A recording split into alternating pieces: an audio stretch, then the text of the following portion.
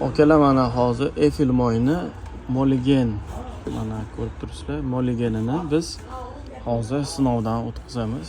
Qanchalik zo'r va qanchalik zashitasi bor.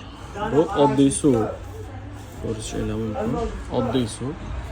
Bu Moligen moyi. Moy quydik, ko'rishingiz mumkin. Moy suvdan tevaga chiqib qolyapti. Ko'rdinglar. Endi bu metalni qanchalik himoya qiladi ko'ramiz. Mana bu ключ, metal. Mana ko'rishingiz mumkin. Mana ko'rdinglar? Ko'rishingiz mumkin. Mana olamiz.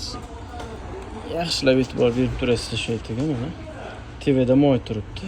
Moy mana ключni защита qilyapti. Mana ko'rdinglar? Защита qilib turibdi. Mana. Bu moy mana.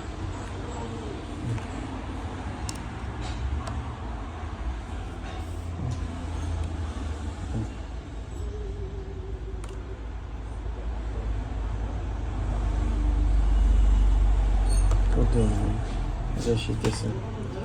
Akalar, Eiffel Moligen moylarini tavsiya qilamiz. Faqat bitta Moligen.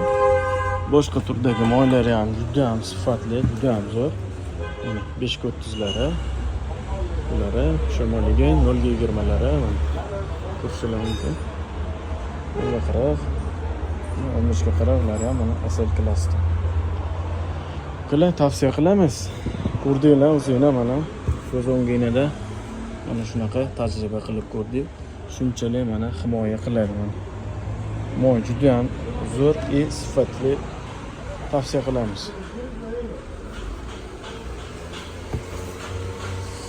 Videoni ko'rgandan keyin akalar Oil Houses'ga obuna bo'lib qo'yinglar, oldindan rahmat.